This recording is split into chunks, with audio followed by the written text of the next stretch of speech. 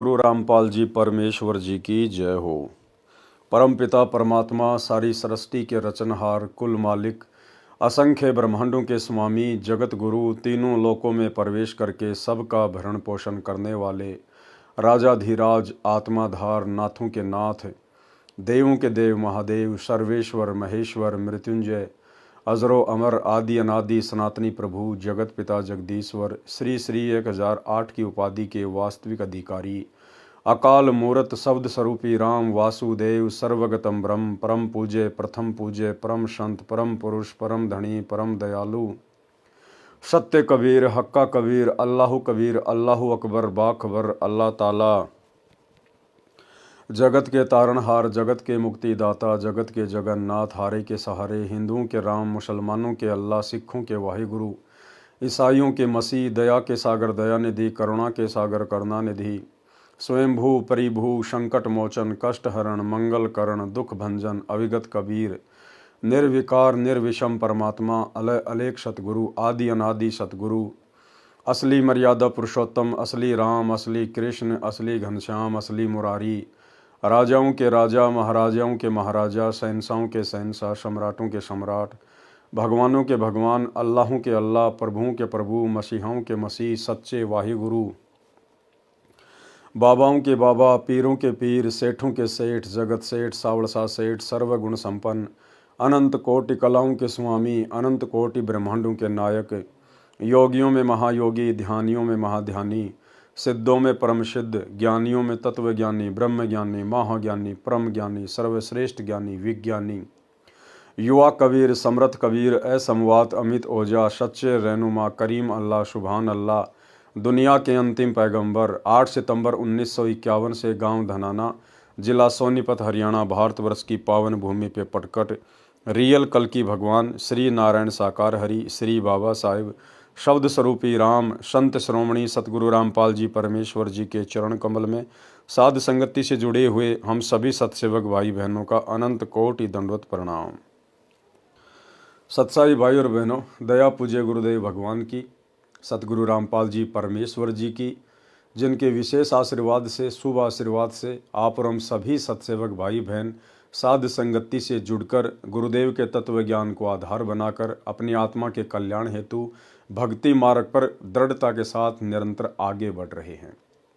भाई और बहनों, पूज्य गुरुदेव जी के कर कमल से लिखित पवित्र पुस्तक कबीर सागर के सरलार्थ के ऊपर वीडियो बनाने की श्रृंखला जारी है।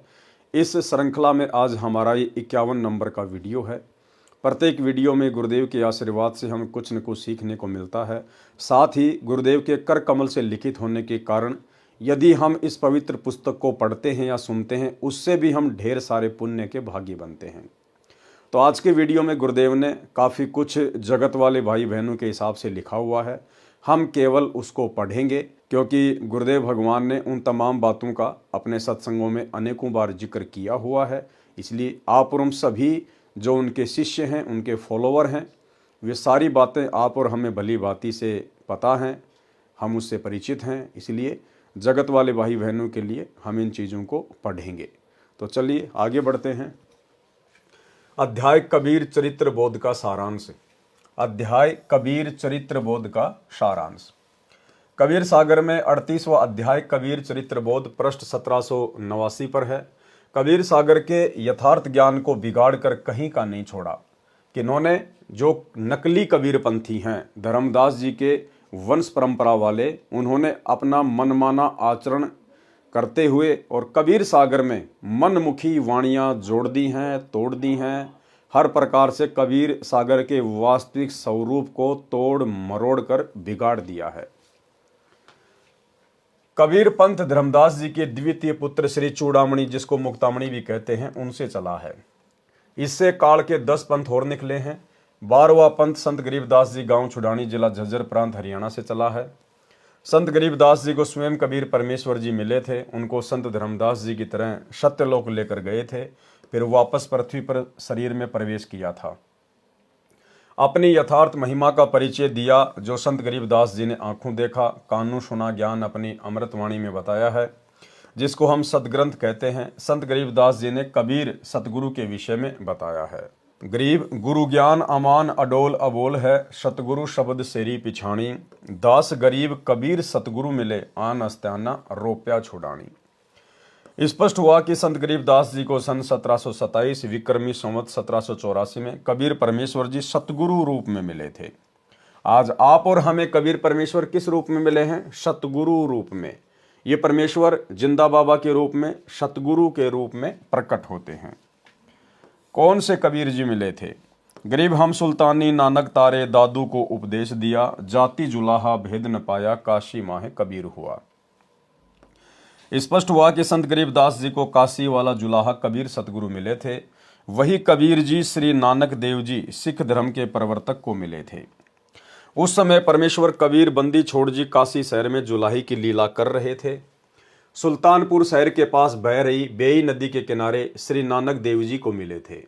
उस समय श्री नानक देव जी नदी पर सुबह स्नान करने के लिए गए हुए थे। कुछ देर ज्ञान चर्चा हुई, फिर 3 दिन तक उनको संत धर्मदास जी तथा संत गरीबदास जी की तरह सत्यलोक यानी सचखंड में लेकर गए थे। फिर श्री नानक देव जी को वापस पृथ्वी पर छोड़ा। उन्होंने भी आंखों देखा तथा कानों सुना, परमेश्वर की महिमा का ज्ञान अपनी अमृत वाणी में बताया। वही परमेश्वर कबीर जी श्री संत दादू दास साहिब जी को मिले थे। उनको भी 3 दिन तक ऊपर सत्यलोक में लेकर गए। वह सतगुरु कबीर जी माघ महीने की शुक्ल पक्ष की एकादशी को विक्रमी संवत 1575 सन 1518 को मगहर नगर से सशरीर सत्यलोक में अपने निज घर में चले गए थे। उस समय कई हजार दर्शक उपस्थित थे तथा मगहर नगर का नवाब बिजली खान पठान तथा काशी शहर का नरेश वीर देव सिंह बघेल भी अपनी अपनी सेना सहित मगहर में उपस्थित थे। उन सब के देखते देखते आकाश में परमात्मा सहशरीर गए थे। जब शव के ऊपर की चादर को उठाकर देखा तो शव के आकार में सुगंधित फूल मिले थे। उसके पश्चात विक्रमी संवत 1784 सन 1727 में संत गरीबदास जी को सतलोक से आकर छुड़ानी गांव के जंगल खेतों में मिले थे। उस समय संत गरीबदास जी की आयु 10 वर्ष की थी। संत गरीबदास जी ने कहा है कि गरीब अजब नगर में ले गए मुझको सतगुरु आण, झिलके बिंब अगाध गति सूते चादर ताण। गरीब अलल पंख अनुराग है, सुन मंडल रहें थीर, दास गरीब उधारिया सतगुरु मिले कबीर। गरीब 16 संख पर सतगुरु का तकिया, गगन मंडल के जिंदा, हुक्म हिसाबी हम चल आए, काटन यम का फंदा। भावार्थ, संत गरीबदास जी ने बताया है कि सतगुरु कबीर जी मुझे सतलोक से आकर अजब नगर यानी अद्भुत नगर सत्यलोक में ले गए। वहां हम निश्चिंत होकर सोए, यानी उस परमात्मा तथा उस अमरलोक की महिमा सुनकर मैं निश्चिंत हो गया कि जो सत्य साधना परमेश्वर कबीर जी ने बताई है उससे उस सत्यलोक में चला जाऊंगा, जहां जाकर साधक फिर लौटकर संसार में नहीं आते। वहां पर जीव को वृद्ध अवस्था नहीं होती है, वहां जीव की कभी मृत्यु नहीं होती। इसी कबीर परमेश्वर ने धनी धर्मदास जी बांधवगढ़ वाले का उद्धार किया था। गरीब जिंदा जोगी जगत गुरु, मालिक मुर्शद पीर, दोहों दीन झगड़ा मंड्या, पाया नहीं शरीर। गरीब जमजोरा जहां से डरे, मिटे कर्म के लेख, अदली असल कबीर है, कुल के सतगुरु एक। गरीब ऐसा सतगुरु हम मिला है जिंदा जगदीश, सुन विदेशी मिल गया, छत्र मुकुट है शीस। गरीब सब पदवी के मूल हैं, सकल सिद्धि हैं तीर, दास गरीब सतपुरुष भजो, अवगत कला कबीर। गरीब अनंत कोटि ब्रह्मांड का, एक रति नहीं भार, सतगुरु पुरुष कबीर है, कुल के सृजनहार। भावार्थ, संत गरीबदास जी ने स्पष्ट कर दिया है कि मुझे सतगुरु रूप में स्वयं सृजनहार मिले थे। जिन्होंने सर्व ब्रह्मांडों की रचना की है वह परमेश्वर कबीर जी हैं, जो काशी शहर भारतवर्ष में जुलाही की लीला करके गए थे। वे सब पदवी के मूल हैं, यानी पूर्ण सतगुरु की पदवी भी उन्हीं के पास है। देखो भाई और बहनों, कितना गहरा पॉइंट है। यानी पूर्ण सतगुरु की पदवी भी उन्हीं के पास है। उन्हीं के पास यानी कबीर जी के पास, यानी पूर्ण सतगुरु कहलाने के अधिकारी भी एकमात्र सृष्टि में कौन है? कबीर जी। अगर उनके अलावा कोई अपने नाम के आगे पीछे सतगुरु लगाता है या उनके फॉलोवर लगाते हैं तो इसका मतलब वे सारे के सारे नकली सतगुरु हैं। स्पष्ट कर दिया कि सतगुरु की उपाधि भी कबीर परमात्मा ही लगा सकता है। तो भाई और बहनों, यदि आज हम अपने पूज्य गुरुदेव जी को सतगुरु कहकर संबोधित कर रहे हैं। सतगुरु रामपाल जी महाराज की जय, सतगुरु रामपाल जी भगवान की जय। तो आप और हमें सतगुरु की पदवी और सतगुरु की परिभाषा से भी परिचित हो जाना चाहिए। अगर हम अपने पूज्य गुरुदेव सतगुरु रामपाल जी के नाम से पहले सतगुरु शब्द का इस्तेमाल कर रहे हैं, तो आप भाई बहनों को यह ज्ञान होना चाहिए कि सतगुरु की उपाधि केवल कबीर परमेश्वर के लिए है और किसी के लिए नहीं। और हम बारंबार अपने गुरुदेव को सतगुरु कहते हैं।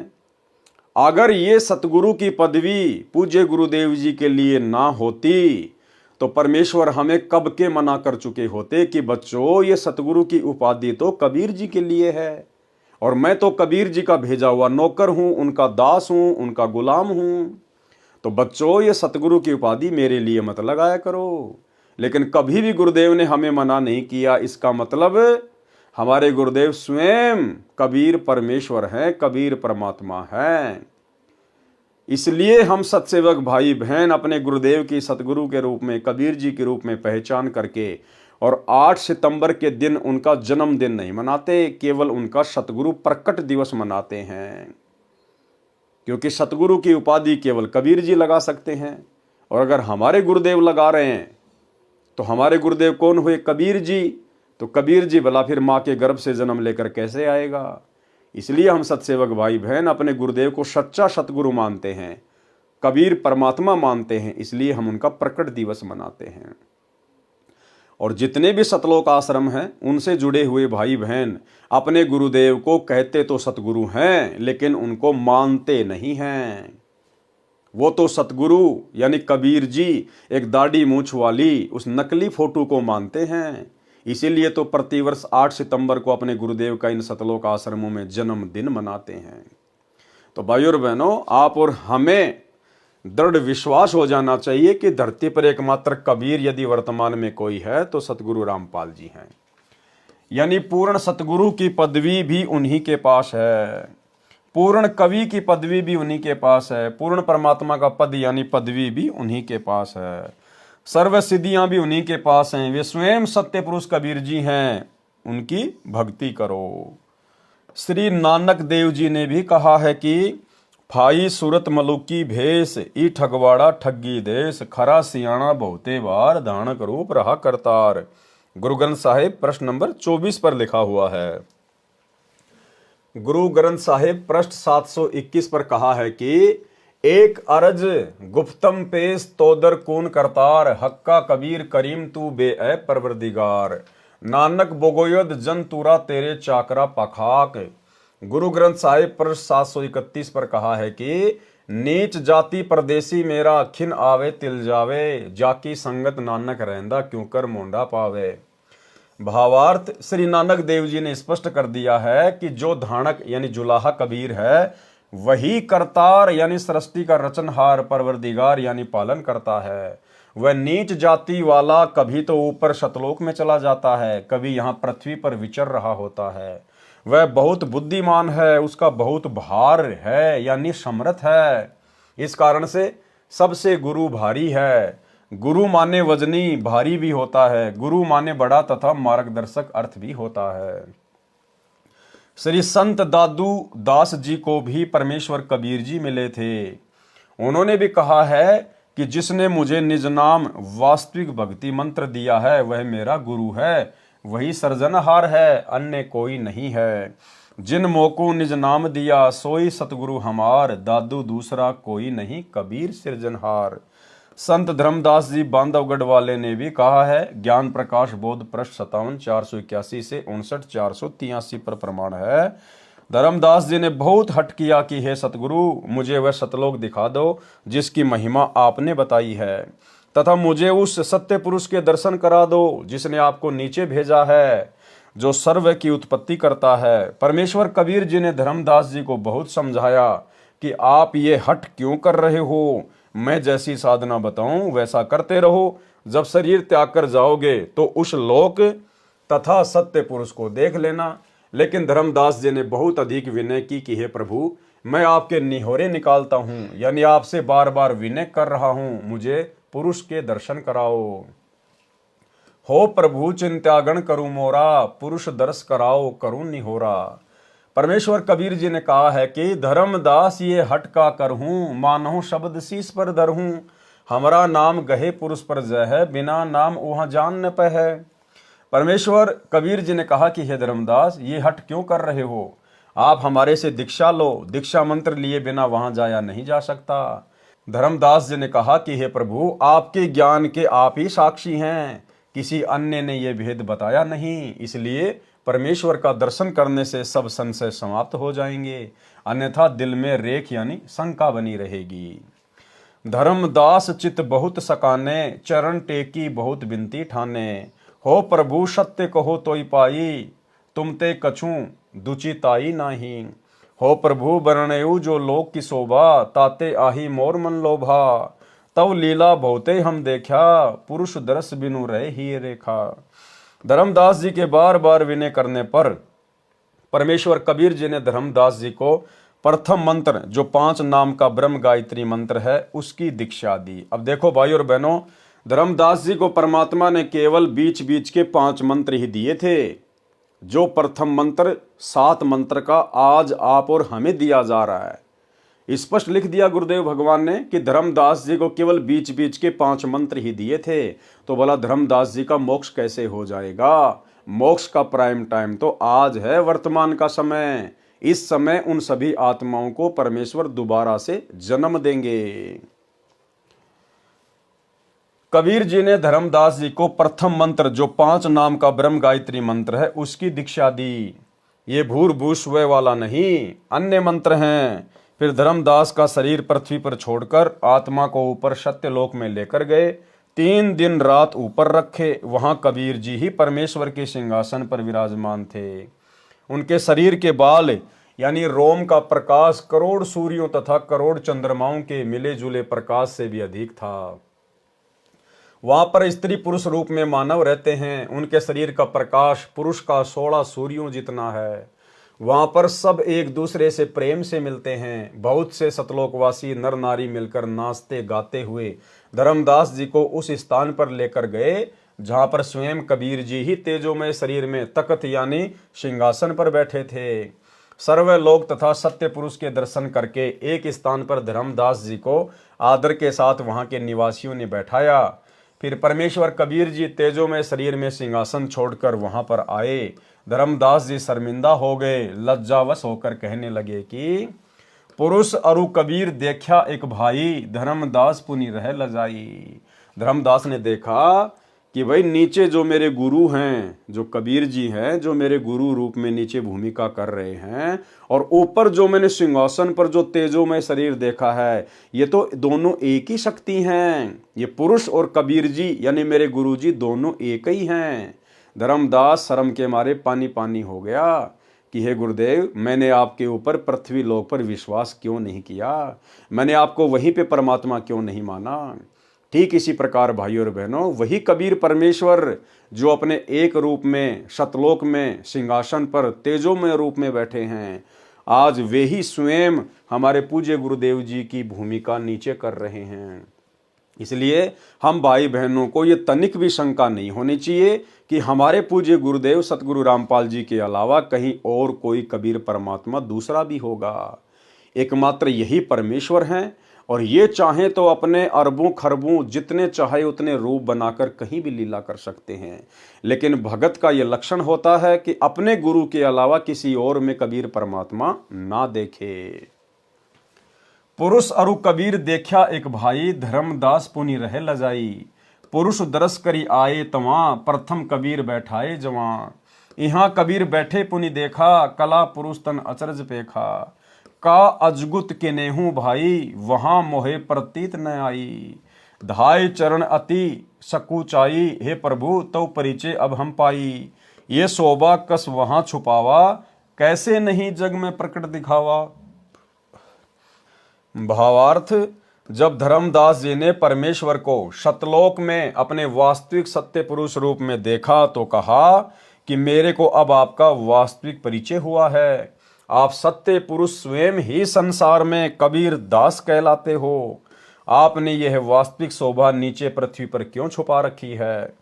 तब परमेश्वर ने कहा कि यदि मैं इसी प्रकाश युक्त शरीर से संसार में चला जाऊं तो काल निरंजन विकल यानी परेशान हो जाएगा।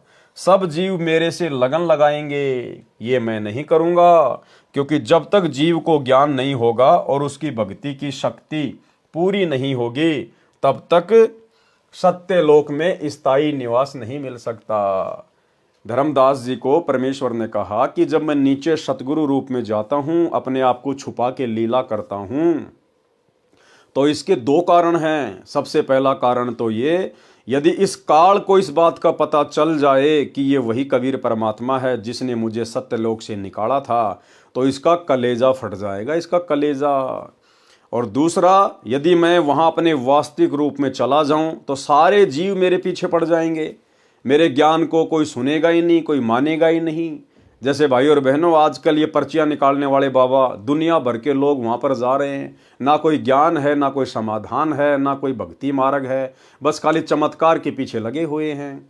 तो परमेश्वर को इस बात का पता था कि यदि मैं वहाँ जाकर कोई ऐसा प्रत्यक्ष चमत्कार करूँगा या अन्य अपना कोई विशेष रूप दिखा दूंगा या तेजोमय रूप में चला जाऊंगा तो सारे जीव मेरे पीछे पड़ जाएंगे और वो ज्ञान से परिचित नहीं हो पाएंगे, मुझे ज्ञान को आधार बनाकर नहीं समझ पाएंगे। और अगर ज्ञान आधार से मेरी पहचान नहीं हुई तो वो कभी भी सतलोक जाने और यहाँ रहने के योग्य नहीं बन सकते।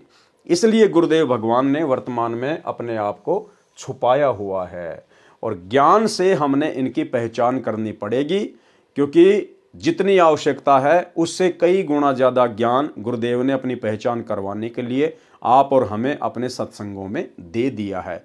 तो सौभाग्य है साथ संगति से जुड़े हुए भगत भाई बहनों का, जिन्होंने गुरु रूप में आए हुए कबीर परमात्मा की पहचान कर ली है।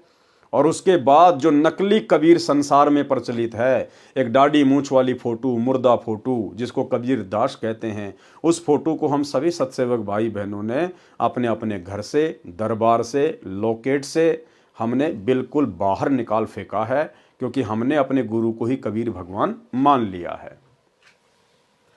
इसलिए मैं वास्तविक यानी तत्व ज्ञान तथा सत्य भक्ति मंत्र बताने संसार में जाता हूं।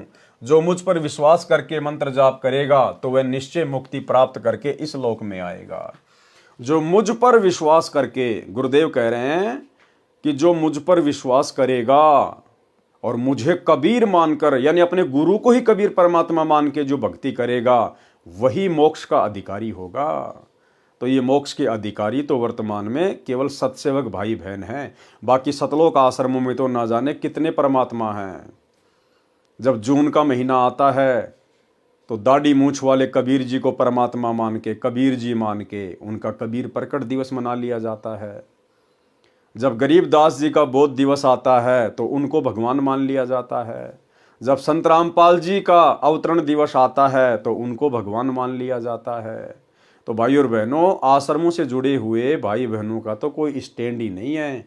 उनके तो 5-5 पति हैं, 5-5 पति द्रौपदी वाली भक्ति कर रहे हैं, 12वें पंथ की भक्ति।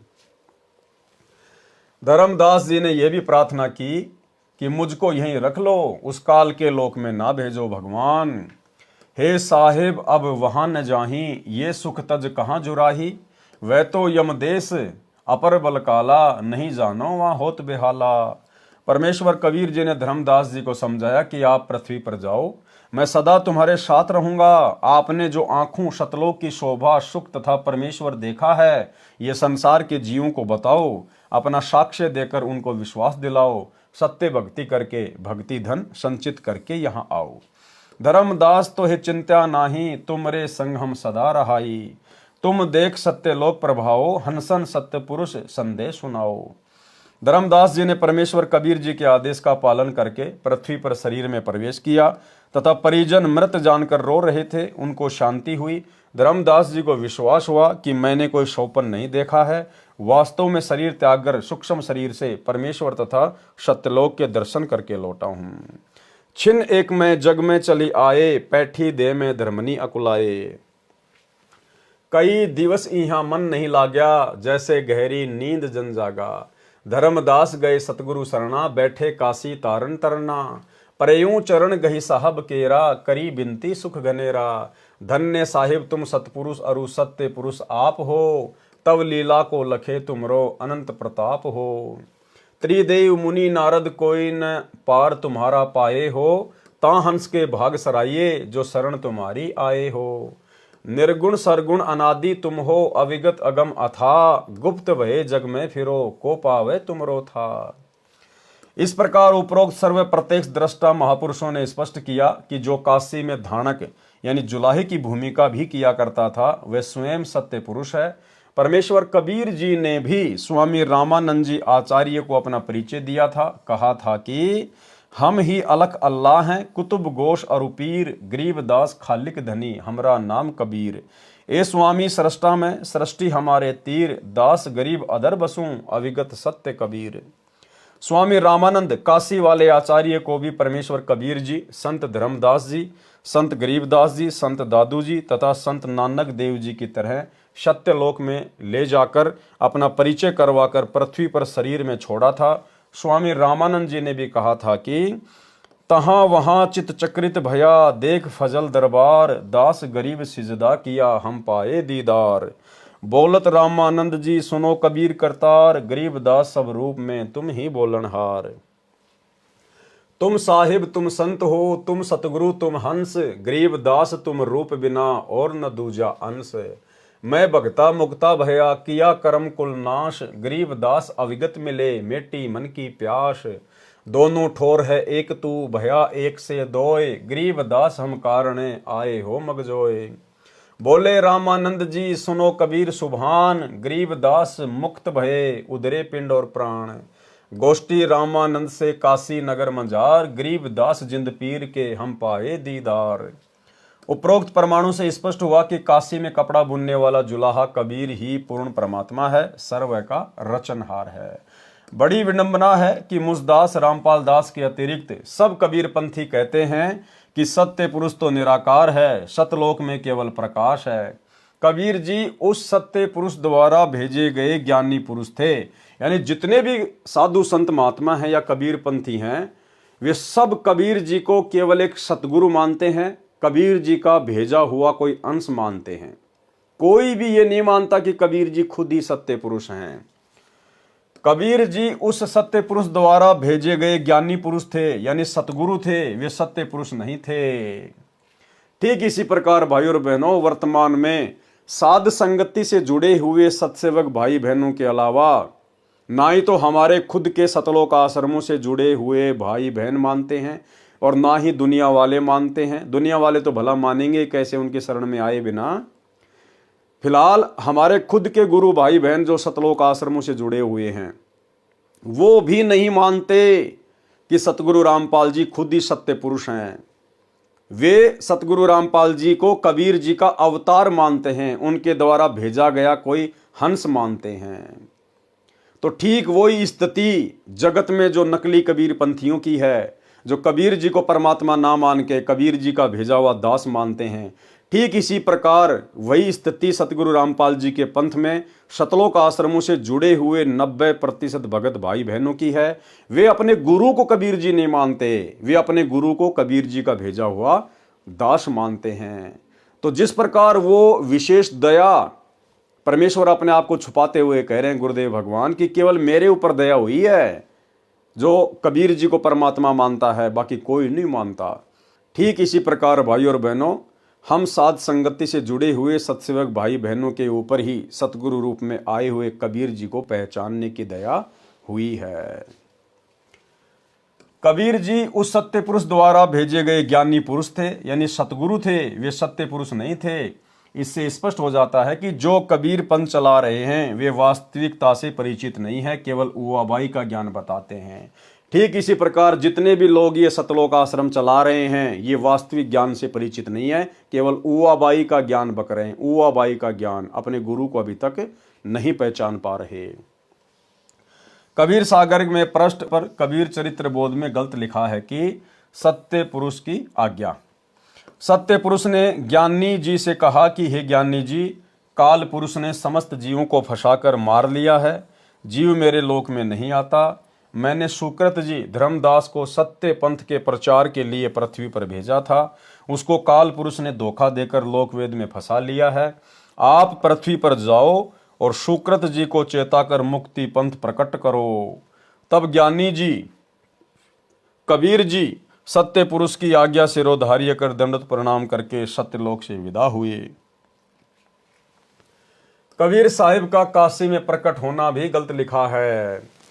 इसमें लिखा है कि विक्रमी संवत 1455 ज्येष्ठ पूर्णिमा को सोमवार के दिन सत्य पुरुष का तेज काशी में लहर तारा तालाब में उतरा। उस समय पृथ्वी और आकाश प्रकाशित हो गए। उस समय अष्टानंद वैष्णव तालाब पर बैठे थे। वर्षा हो रही थी, बिजली चमक रही थी। उपरोक्त विवरण से स्पष्ट है कि लेखक महोदय की बुद्धि कितना कार्य कर रही है। कहा है कि वर्षा हो रही थी और वैष्णव अष्टानंद जी तालाब पर बैठे थे। विचार करें, वर्षा में ऋषि अष्टानंद तालाब पर बैठकर क्या कर रहे थे। वर्षा में मूर्ख भी नहीं बैठे, वह भी इधर उधर कोई मकान या झोपड़ी खोजता है। वास्तविकता यह है कि अष्टानंद साधक थे, प्रतिदिन स्नान करने जाते थे, सरोवर के पास बैठकर साधना किया करते थे। प्रतिदिन की तरह उस दिन भी स्नान करके अपनी साधना कर रहे थे। उस दिन ज्येष्ठ मास की पूर्णिमा थी, मौसम साफ था।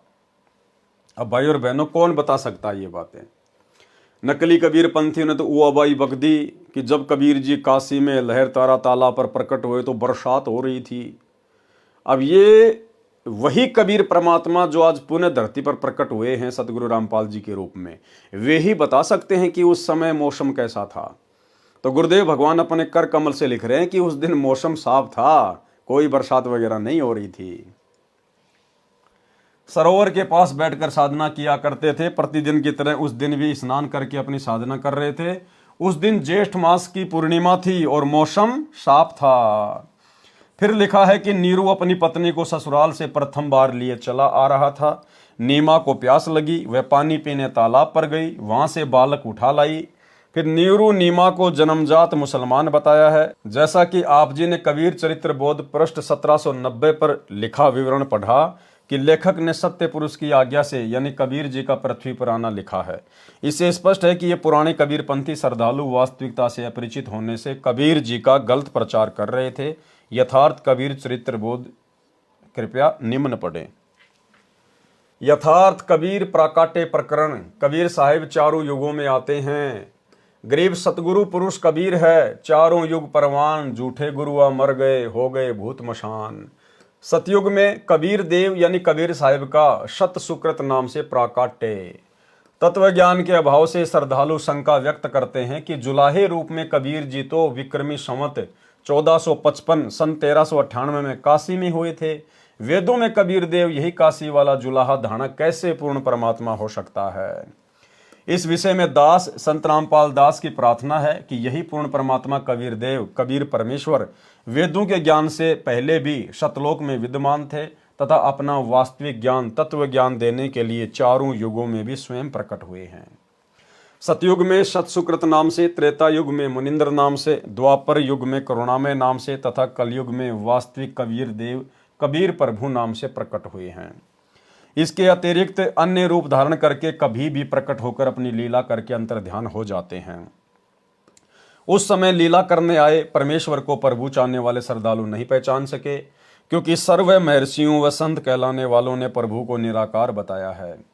वास्तव में परमात्मा आकार में है, मनुष्य सदृश शरीर युक्त है, परंतु परमेश्वर का शरीर नाड़ियों के योग से बना 5 तत्व का नहीं है, एक नूर तत्व से बना है। पूर्ण परमात्मा जब चाहे यहाँ प्रकट हो जाते हैं। वे कभी माँ से जन्म नहीं लेते, क्योंकि वे सर्व के उत्पत्ति करता हैं। धर्मदास जी के इस प्रश्न का उत्तर देते हुए कबीर परमेश्वर जी ने बताया कि हे धर्मदास, मैं चारों युगों में आता हूँ, जब चाहूँ उसी क्षण सतलोक से आ सकता हूँ, अन्य रूप में वहाँ भी रहता हूँ। जब मैं ब्रह्मा से मिला, उसको तत्व ज्ञान में सृष्टि रचना का ज्ञान करवाया तो वह प्रभावित हुआ तथा कहा कि आपका ज्ञान अद्वितीय है। प्रथम मंत्र प्राप्त किया, ब्रह्मा तथा सावित्री को मैंने ओम मंत्र दिया, ये देखने के लिए कि ये कितना विश्वास करता है। इसके पश्चात मैं श्री विष्णु के पास विष्णु लोक में गया, उससे भी ज्ञान चर्चा की तथा विष्णु भी मेरा शिष्य हुआ। उसको तथा लक्ष्मी को हरियम मंत्र प्रथम मंत्र रूप में दिया गया, ये देखने के लिए कि ये काल ब्रह्म के द्वारा डगमग तो नहीं हो जाएगा। इसके पश्चात शिव शंकर के पास शंकर लोक में गया, उसको तथा पार्वती को सोहम नाम दिया, यह देखने के लिए कहीं ये भी काल ब्रह्म द्वारा फिर तो भ्रमित नहीं कर दिए जाएंगे। उसके पश्चात अन्य ऋषियों मनु आदि से ज्ञान चर्चा की, परंतु मनु आदि ऋषियों ने काल प्रभाव के कारण मेरे ज्ञान पर विश्वास नहीं किया। मेरे को उल्टा ज्ञान देने वाला वामदेव उर्फ नाम से पुकारने लगे, जबकि पृथ्वी पर मेरा नाम सतयुग में सत सुकृत था।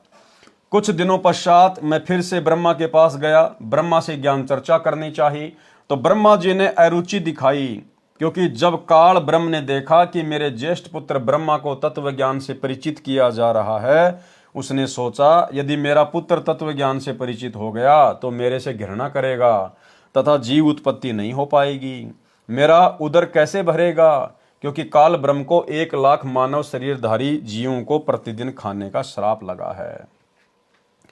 इसलिए काल ब्रह्म ने अपने ज्येष्ठ पुत्र ब्रह्मा की बुद्धि को परिवर्तित कर दिया। ब्रह्मा के मन में विचार भर दिए कि काल ब्रह्म ज्योति निरंजन ही पूज्य है, वह निराकार है, इससे भिन्न कोई अन्य परमात्मा नहीं है। जो तुझे ज्ञान दिया जा रहा है वह मिथ्या है।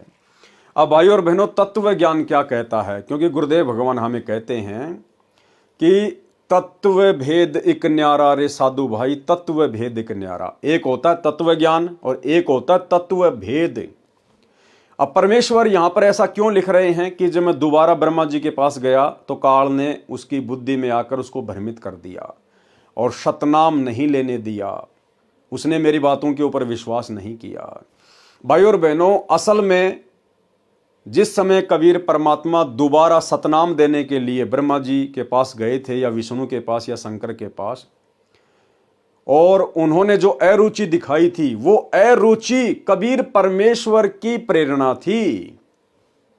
कबीर भगवान की प्रेरणा से उन्होंने सतनाम लेने में रुचि नहीं दिखाई, क्योंकि परमात्मा ने ब्रह्मा विष्णु महेश के माध्यम से इस काल के डमडमे को भी चलाना है।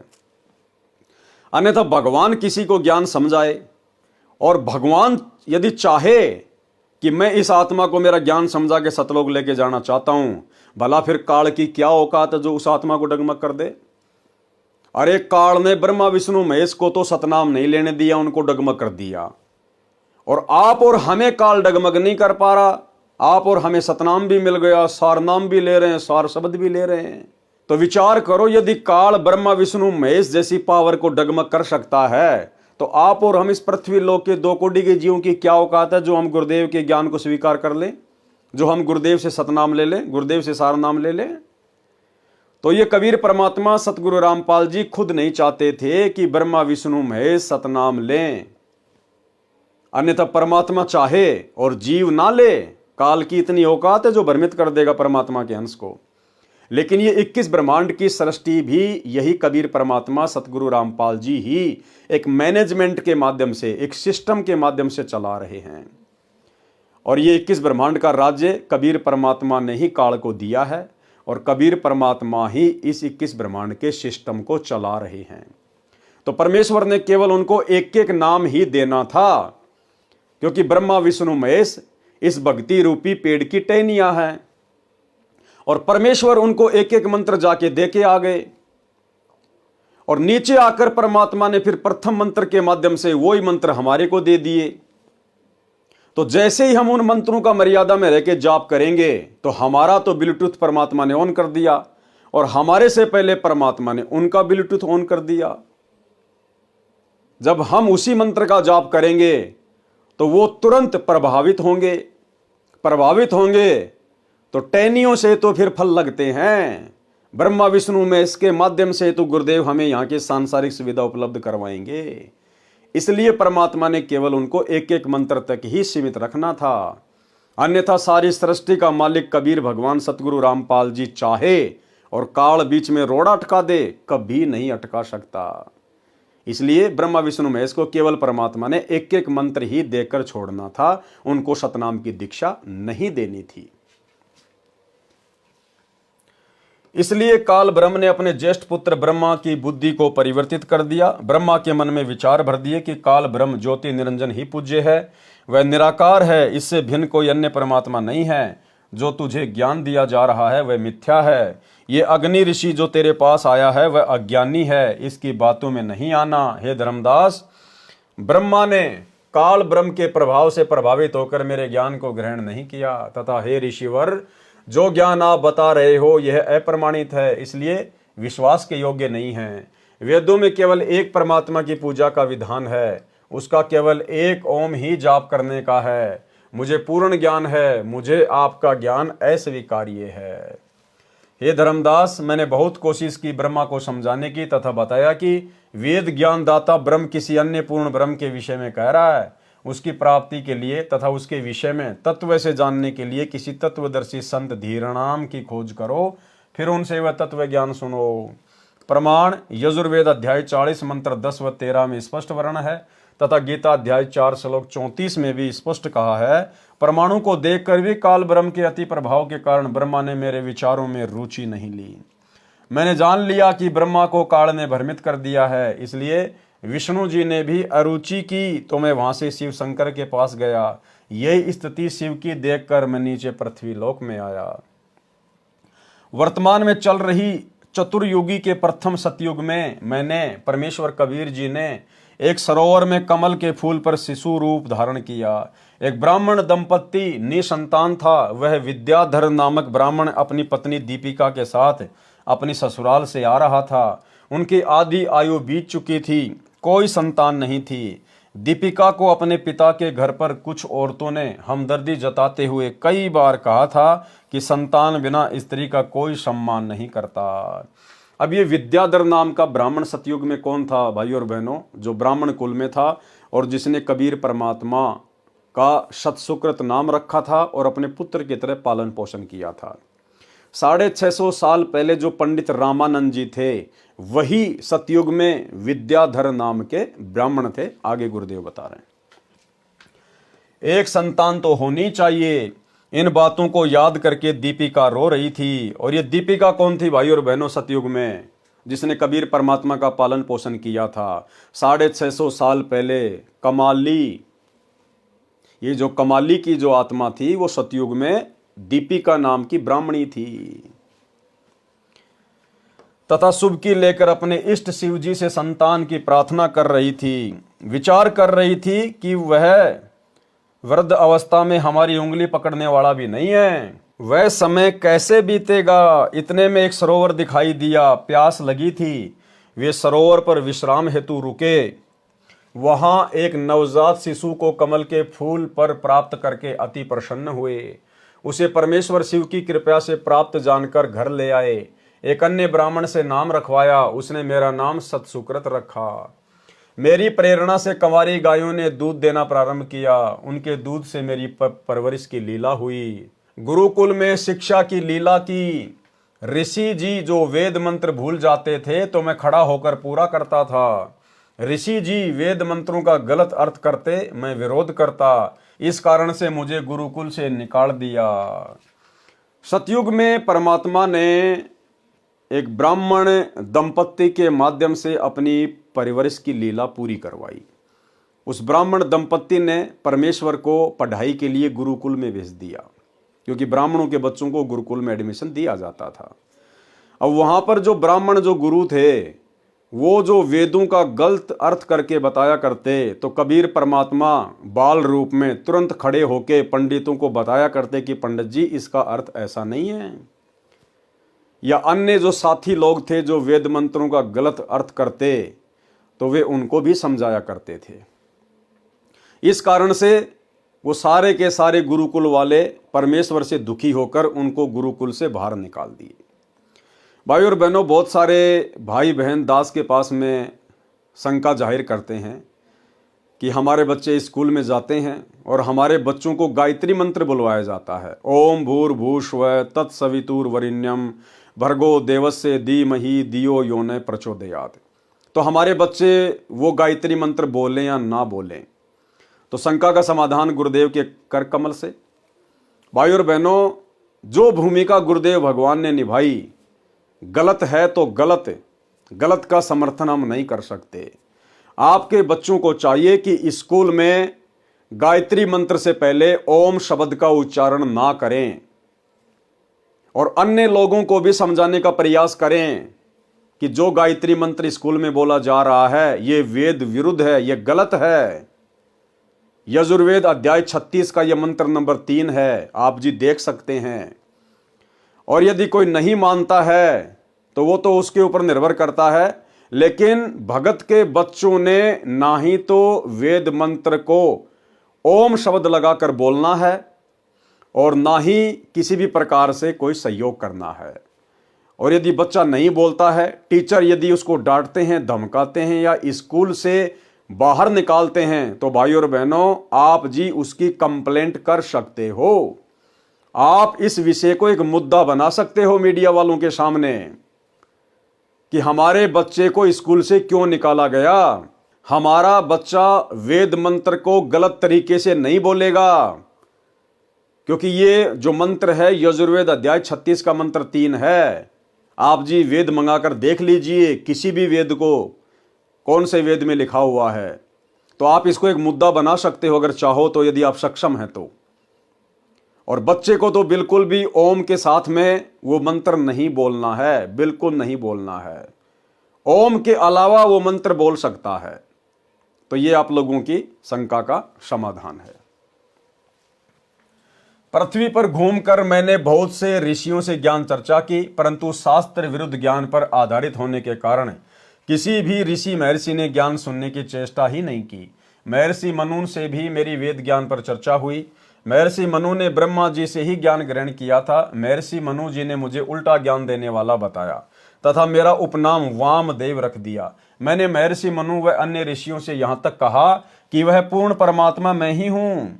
उन्होंने मेरा उपास किया तथा कहा, आप यहाँ हैं तो आपका सतलोक तो आपके बिना सुनसान पड़ा होगा। वहां सतलोक में जाने का क्या लाभ, वहां गए प्राणी तो अनाथ हैं। मैंने कहा, मैं ऊपर भी विराजमान हूं। तब मनु जी सहित सर्व ऋषियों ने ठाका लगाकर कहा कि फिर तो आपका नाम वामदेव उचित है। वामदेव का अर्थ है कि 2 स्थानों पर निवास करने वाला भी है। वाम अक्सर 2 का बोधक है।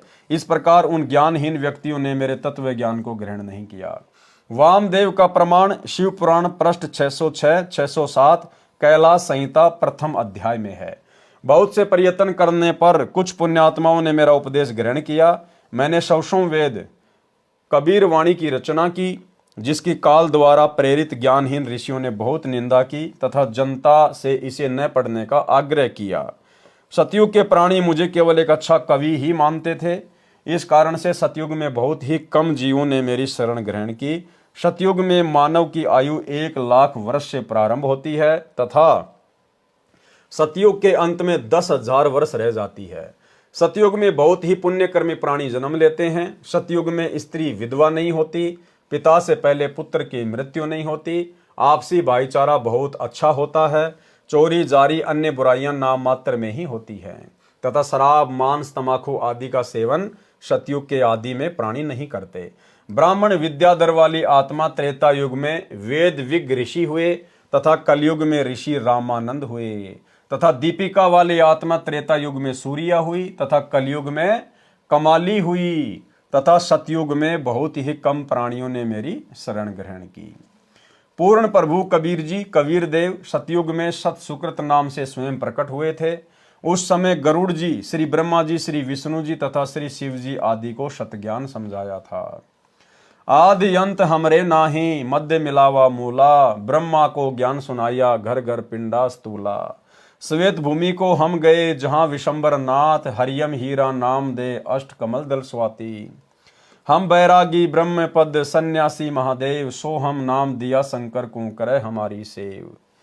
इस प्रकार सतयुग में परमेश्वर कबीर देव जी जो सतसुकृत नाम से आए थे, उस समय के ऋषियों व साधकों को वास्तविक ज्ञान समझाया करते थे, परंतु ऋषियों ने स्वीकार नहीं किया। सत सुकृत जी के स्थान पर परमेश्वर को वामदेव कहने लगे। इसलिए यजुर्वेद अध्याय 12 मंत्र 4 में विवरण है कि यजुर्वेद के वास्तविक ज्ञान को वामदेव ऋषि ने सही जाना तथा अन्य को समझाया। ये है वो मंत्र। ये मंत्र लिखा है गुरुदेव भगवान ने। यह यजुर्वेद अध्याय 12 मंत्र 4 की फोटोकॉपी है, जिसका अनुवाद महर्षि दयानंद सरस्वती ने किया है तथा सार्वदेशिक आर्य प्रतिनिधि सभा दिल्ली द्वारा छपवाया गया है।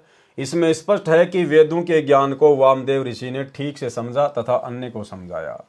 पवित्र वेदों के ज्ञान को समझने के लिए कृपया विचार करें। वेदों में कबीर देव अर्थात कबीर परमेश्वर का प्रमाण। पवित्र वेदों में प्रवेश से पहले प्रभु जानकारी के लिए पवित्र चारों वेद प्रमाणित शास्त्र हैं।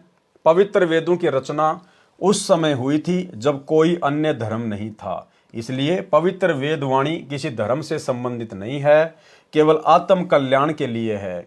इनको जानने के लिए निम्न व्याख्या बहुत ध्यान तथा विवेक के साथ पढ़नी तथा विचारनी होगी।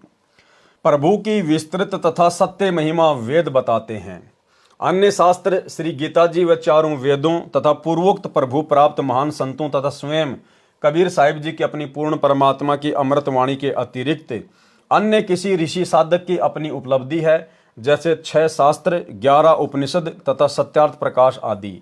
यदि ये वेदों की कसौटी में खरे नहीं उतरते हैं तो यह संपूर्ण ज्ञान नहीं है। पवित्र वेद तथा गीता जी स्वयं काल प्रभु ब्रह्मदत्त हैं, जिनमें भक्ति विधि तथा उपलब्धि दोनों सही तौर पर वर्णित है। इनके अतिरिक्त जो पूजा विधि तथा अनुभव हैं वह अधूरा समझें। यदि इन्हीं के अनुसार कोई साधक अनुभव बताए तो सत्य जाने, क्योंकि कोई भी प्राणी प्रभु से अधिक नहीं जान सकता। वेदों के ज्ञान से पूर्वोक्त महात्माओं का विवरण सही मिलता है। इससे सिद्ध हुआ कि वे सर्व महात्मा पूर्ण थे। पूर्ण परमात्मा का साक्षात्कार हुआ है तथा बताया है वह परमात्मा कबीर साहिब कबीर देव है। वही ज्ञान चारों पवित्र वेद तथा पवित्र गीता जी भी बताते हैं। कलयुगी ऋषियों ने वेदों का टीका भाषा भाषे ऐसे कर दिया जैसे कहीं दूध की महिमा कही गई हो, और जिसने कभी जीवन में दूध देखा ही न हो और वह अनुवाद कर रहा हो वह ऐसे करता है। पौष्टिकाहार असी, पेय पदार्थ असी, स्वेदसी, अमृत उपमा सर्वा, मनुष्यानाम पेयाम शय दुग्धसी। पौष्टिक आहार यानी इसका फिर वर्णन किया है गुरुदेव भगवान ने, भावार्थ किया है। यदि कोई सफेद पीने का तरल पदार्थ है जो अमृत समान है, बहुत पौष्टिक है, सब मनुष्यों के पीने योग्य है, वह स्वयं तरल है। फिर कोई पूछे कि वह तरल पदार्थ कहाँ है, उत्तर मिले वह तो निराकार है, प्राप्त नहीं हो सकता। यहाँ पर दुग्ध को तरल पदार्थ लिख दिया जाए तो उस वस्तु दूध को कैसे पाया हुआ जाना जाए, जिसकी उपमा ऊपर की है। यहाँ पर दुग्ध को दूध लिखना था, जिससे पता चले कि वह पौष्टिक आहार दूध है। फिर व्यक्ति दूध नाम से उसे प्राप्त कर सकता है। विचार, यदि कोई कहे दुग्ध को दूध कैसे लिख दिया, यह तो वाद विवाद का प्रत्यक्ष प्रमाण ही हो सकता है। जैसे दुग्ध का दूध अर्थ गलत नहीं है, भाषा भिन्न होने से हिंदी में दूध तथा क्षेत्रीय भाषा में दूधू लिखना भी संस्कृत भाषा में लिखे दुग्ध का ही बोध है। जैसे पलवल शहर के आसपास के ग्रामीण परवर कहते हैं। यदि कोई कहे कि परवर को पलवल कैसे सिद्ध कर दिया, मैं नहीं मानता, यह तो व्यर्थ का वाद विवाद है। ठीक इसी प्रकार कोई कहे कि कबीर देव को कबीर परमेश्वर कैसे सिद्ध कर दिया, यह तो व्यर्थ का वाद विवाद ही है। जैसे यजुर्वेद है, यह एक धार्मिक पवित्र पुस्तक है जिसमें प्रभु की यज्ञ स्तुतियों की ऋचाएं लिखी हैं तथा प्रभु कैसा है, कैसे पाया जाता है, सब विस्तृत वर्णन है। अब पवित्र यजुर्वेद की महिमा कहें कि प्रभु की यज्ञ स्तुतियों की ऋचाओं का भंडार है, बहुत अच्छी विधि वर्णित है, एक अनमोल जानकारी है। और यह लिखे नहीं कि वह यजुर्वेद है, अपितु यजुर्वेद का अर्थ लिख दे कि यज्ञ स्तुतियों का ज्ञान है, तो उस वस्तु पवित्र पुस्तक को कैसे पाया जा सके। उसके लिए लिखना होगा कि वह पवित्र पुस्तक यजुर्वेद है जिसमें यज्ञ ऋचाएं हैं। अब यजुर्वेद की संधि विच्छेद करके लिखें, यजुर प्लस वेद भी वही पवित्र पुस्तक यजुर्वेद का ही बोध है। यजु प्लस वेद भी वही पुस्तक यजुर्वेद का ही बोध है जिसमें यज्ञ स्तुतियों की ऋचाएं हैं। उस धार्मिक पुस्तक को यजुर्वेद कहते हैं। ठीक इसी प्रकार चारों पवित्र वेदों में लिखा है कि वह कबीर देव कबीर परमेश्वर है, जो सर्वशक्तिमान जगत पिता, सर्वसृष्टि रचनहार, कुल मालिक तथा पाप विनाशक व काल की कारागार से छुटवाने वाला अर्थात बंदी छोड़ है। इसको कबीर प्लस देव लिखें तो भी कबीर परमेश्वर का बोध है, कवि प्लस देव लिखें तो भी कबीर परमेश्वर अर्थात कबीर प्रभु का ही बोध होता है। इसलिए कबीर देव उसी कबीर साहिब का ही बोध करवाता है। सर्वशक्तिमान, अजर अमर, सर्व ब्रह्मांडों का रचनहार, कुल मालिक है, क्योंकि पूर्वोक्त प्रभु प्राप्त संतों ने अपनी अपनी मातृभाषा में कबीर को कबीर बोला है तथा वेद को वेद बोला है। इसलिए व और ब में अंतर हो जाने पर भी पवित्र शास्त्र वेद का ही बोध है। विचार, जैसे कोई अंग्रेजी भाषा में लिखे कि God Kabir, Kabir is almighty, इसका हिंदी अनुवाद करके लिखे कबीर या कबीर परमेश्वर सर्वशक्तिमान है। अब अंग्रेजी भाषा में तो हलंत की व्यवस्था ही नहीं है, फिर मातृभाषा में इसी को कबीर कहने तथा लिखने लगे। यही परमात्मा कबीर देव, कबीर परमेश्वर 3 युगों में नामांतरण करके आते हैं, जिनमें इनके नाम रखते हैं। सतयुग में सतसुकृत, त्रेता युग में मुनिंदर, द्वापर युग में करुणामय तथा कलयुग में कबीर देव। वास्तविक नाम उस पूर्ण ब्रह्म का कबीर देव ही है, जो सृष्टि रचना से पहले भी अनामी लोक में विद्यमान थे। इन्हीं के उपमात्मक नाम सत्य पुरुष, अकाल मूर्त, पूर्ण ब्रह्म, अलग पुरुष, अगम पुरुष, परम पुरुष, ब्रह्म आदि हैं। उसी परमात्मा को चारों पवित्र वेदों में कबीर अमित ओझा, कबीर अंगारी, कबीर अग्नि तथा कबीर देव कहा है तथा सर्वशक्तिमान सर्वसृष्टि रचनहार बताया है। पवित्र कुरान शरीफ में सूरत फुरकानी 25 आयत नंबर 19, 21, 52, 58, 59 में भी प्रमाण है। कई एक का विरोध है कि जो शब्द कबीर देव है, इसको संधि विच्छेद करने से कवि प्लस देव बन जाता है। ये कबीर परमेश्वर या कबीर साहिब कैसे सिद्ध किया? वह को ब तथा छोटी ई की मात्रा को बड़ी ई की मात्रा करना बेसमझी है। विचार, एक ग्रामीण लड़के की सरकारी नौकरी लगी, जिसका नाम करमवीर पुत्र श्री धर्मवीर सरकारी कागजों में तथा करमवीर पुत्र श्री धर्मवीर पुत्र प्रताप गांव के चौकीदार की डायरी में जन्म के समय का लिखा था। सरकार की तरफ से नौकरी लगने के बाद जांच पड़ताल कराई जाती है। एक सरकारी कर्मचारी जांच के लिए आया। उसने पूछा, करमवीर पुत्र श्री धर्मवीर का मकान कौन सा है? उसकी अमुक विभाग में नौकरी लगी है। गांव में करमवीर को कर्मा तथा उसके पिता को धर्मा तथा दादाजी को परता आदि उर्फ नामों से जानते थे। व्यक्तियों ने कहा कि इस नाम का लड़का इस गांव में नहीं है। काफी पूछताछ के बाद एक लड़का जो करमवीर का सहपाठी था, उसने बताया कि यह कर्मा की नौकरी के बारे में है। तब उस बच्चे ने बताया, यही करमवीर उर्फ कर्मा तथा धर्मवीर उर्फ धर्मा ही है। फिर उस कर्मचारी को शंका उत्पन्न हुई कि करमवीर नहीं करमवीर है। उसने कहा, चौकीदार की डायरी लाओ। उसमें भी लिखा था करमवीर पुत्र धर्मवीर पुत्र प्रताप, पूरा र व के स्थान पर ब तथा छोटी ई की मात्रा लगी थी। तो भी वही बच्चा करमवीर ही सिद्ध हुआ, क्योंकि गांव के नंबरदारों तथा प्रधानों ने भी गवाही दी कि बेशक मात्रा छोटी बड़ी या र आधा या पूरा है, लड़का सही इसी गांव का है। सरकारी कर्मचारी ने कहा, नंबरदार अपने हाथ से लिख दे। नंबरदार ने लिख दिया, मैं करमवीर पुत्र धर्मवीर को जानता हूं, जो इस गांव का वासी है, और हस्ताक्षर कर दिए। बेशक नंबरदार ने वीर में छोटी ई की मात्रा तथा करम में बड़े रे का प्रयोग किया है, परंतु हस्ताक्षर करने वाला गांव का गणमान्य व्यक्ति है। इसी को कोई आपत्ति नहीं हो सकती, क्योंकि नाम की स्पेलिंग गलत नहीं होती। ठीक इसी प्रकार पूर्ण परमात्मा का नाम सरकारी दस्तावेजों में कबीर देव, परंतु गांव पृथ्वी पर अपनी 2 मातृभाषा में कबीर, कबीर, कबीरा, कबीरन आदि नामों से जाना जाता है। इसी को नंबरदारों आंखों देखा विवरण अपनी पवित्र वाणी में ठोक ठोक कर गवाही देते हुए आदरणीय पूर्वोक्त संतों ने कबीर देव को हक्का कबीर, सत कबीर, कबीरा, कबीरन, खबीरा, खबीरन आदि लिखकर हस्ताक्षर कर रखे हैं। वर्तमान सन 2006 से लगभग 600 वर्ष पूर्व जब परमात्मा कबीर देव जी स्वयं प्रकट हुए थे, उस समय सर्व सदग्रंथों का वास्तविक ज्ञान लोकोक्तियों, दोहों, चौपाइयों, शब्दों अर्थात कविताओं के माध्यम से साधारण भाषा में जन साधारण को बताया था।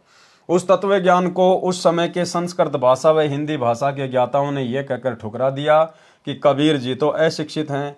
इसके द्वारा कहा गया ज्ञान उस समय में उपयोग की गई भाषा का व्याकरण दृष्टिकोण से ठीक नहीं है। जैसे कबीर जी ने कहा है, कबीर वेद मेरा भेद है, मैं ना वेदों माही, जोन वेद से मैं मिलूं ये वेद जानते नहीं। भावार्थ, परमेश्वर कबीर बंदी छोड़ जी ने कहा है कि जो चारों वेद है ये मेरे विषय में ही ज्ञान बता रहे हैं, परंतु इन चारों वेदों में वर्णित विधि द्वारा मैं प्राप्त नहीं हो सकता, जिसका वेद सवसम वेद अर्थात सूक्ष्म वेद में मेरी प्राप्ति का ज्ञान है। उसको चारों वेदों के ज्ञाता नहीं जानते, इस वचन को सुनकर उस समय के आचार्य जन कहते थे कि कबीर जी को भाषा का ज्ञान नहीं है। देखो, वेद को वेद कहा है, नहीं का नाही कहा है, ऐसे व्यक्ति को शास्त्रों का क्या ज्ञान हो सकता है। इसलिए कबीर जी मिथ्या भाषण करते हैं, इसकी बातों पर विश्वास नहीं करना। स्वामी दयानंद जी ने सत्यार्थ प्रकाश समोल्लास 11 पृष्ठ 306 पर कबीर जी के विषय में यही कहा है। वर्तमान में मुझदास रामपाल दास के विषय में विज्ञापनों में लिखे लेख पर आर्य समाज के आचार्यों ने यही आपत्ति व्यक्त की थी कि रामपाल को हिंदी भाषा भी सही नहीं लिखनी आती, वह को बै लिखता है, छोटी बड़ी मात्राओं को गलत लिखता है, कोमा व हलंत भी नहीं लगाता, इसका ज्ञान कैसे सही माना जाए। विचार, किसी लड़के का विवाह एक सुंदर सुशील युवती से हो गया। उसने साधारण वस्त्र पहने थे, मेकअप हार श्रृंगार नहीं कर रखा था। उसके विषय में कोई कहे कि यह भी कोई विवाह है, वधू ने मेकअप हार श्रृंगार आभूषण आदि नहीं पहने, नहीं किया है। विचार करें, विवाह का अर्थ है पुरुष को पत्नी प्राप्ति। यदि मेकअप श्रृंगार नहीं कर रखा तो वांछित वस्तु प्राप्त है। यदि श्रृंगार कर रखा है लड़की ने तो भी बुरा नहीं किया, परंतु एक श्रृंगार के अभाव से विवाह को ही नकार देना कौन सी बुद्धिमता है। ठीक इसी प्रकार परमेश्वर कबीर बंदी छोड़ तथा संत रामपाल दास जी महाराज द्वारा दिया तत्व ज्ञान है, वास्तविक ज्ञान प्राप्त है।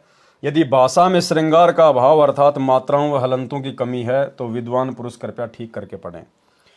इसी तरह इस उलझी हुई ज्ञान गुत्थी को सुलझाया जाएगा। इसमें भाषा तथा व्याकरण की भूमिका क्या है। स्वामी दयानंद सरस्वती जी ने अपने द्वारा रचे पवित्र उपनिषद सत्यार्थ प्रकाश के 7वें समूलांश में प्रश्न नंबर 217, 212 अजमेर से प्रकाशित तथा पृष्ठ संख्या 173 दीनानगर दयानंद मठ पंजाब से प्रकाशित लिखा है। उसका भावार्थ है कि ब्रह्म ने वेदवाणी 4 ऋषियों में जीवस्त रूप से बोले। जैसे लग रहा था कि ऋषि वेद बोल रहे थे, परंतु ब्रह्म बोल रहा था तथा ऋषियों का मुख प्रयोग कर रहा था। जीवस्त रूप का भावार्थ है जैसे ऋषियों के अंदर कोई और जीव स्थापित होकर बोल रहा हो। बाद में उन ऋषियों को कुछ मालूम नहीं कि क्या बोला क्या लिखा। जैसे कोई प्रेत आत्मा किसी के शरीर में प्रवेश करके बोलती है, उस समय लग रहा होता है कि शरीर वाला जीव ही बोल रहा है, परंतु प्रेत के निकल जाने के बाद उस शरीर वाले जीव को कुछ मालूम नहीं होता मैंने क्या बोला था।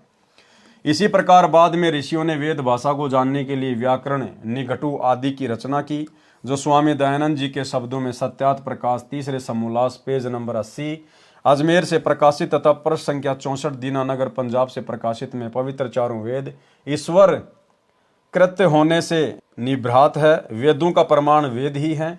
चारों ब्राह्मण व्याकरण निघटु आदि ऋषियों कृत्य होने से त्रुटि युक्त हो सकते हैं। उपरोक्त विचार स्वामी दयानंद जी के हैं। विचार करें, वेद पढ़ने वाले ऋषियों के अपने विचारों से रचे उपनिषद एक दूसरे के विपरीत व्याख्या कर रहे हैं। इसलिए वेद ज्ञान को तत्व ज्ञान से ही समझा जा सकता है। तत्व ज्ञान सबसम वेद पूर्ण ब्रह्म कबीर देव ने स्वयं आकर बताया है तथा चारों वेदों का ज्ञान ब्रह्म द्वारा बताया गया है। और वेदों को बोलने वाला ब्रह्म स्वयं पवित्र यजुर्वेद अध्याय नंबर 40 मंत्र नंबर 10 में कह रहा है कि उस पूर्ण ब्रह्म को कोई तो संवात अर्थात जन्म लेकर प्रकट होने वाला अर्थात आकार में कहता है तथा कोई असंवात जन्म न लेने वाला अर्थात वह निराकार आहु कहते हैं। परंतु इसका वास्तविक ज्ञान तो धीरणाम पूर्ण ज्ञानी अर्थात तत्वदर्शी संत जन पूर्ण निर्णायक भिन्न भिन्न बताते हैं।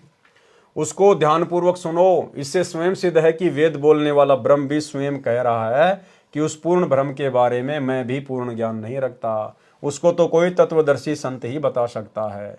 इसी प्रकार इसी अध्याय के मंत्र नंबर 13 में कहा है कि कोई तो अक्षर ज्ञानी एक भाषा के जानने वाले को ही विद्वान कहते हैं, दूसरे निरक्षर को अज्ञानी कहते हैं। ये जानकारी भी तत्वदर्शी संत जन ही विस्तृत व्याख्या बयान करते हैं।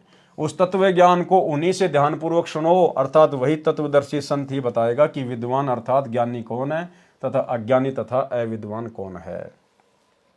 विशेष उपरोक्त परमाणु को विवेचन करके सद्भावना पूर्वक पुनर्विचार करें तथा वह को वह तथा छोटी बड़ी मात्राओं की शुद्धि अशुद्धि से ही ज्ञानी व अज्ञानी की पहचान नहीं होती, वह तो तत्व ज्ञान से ही होती है।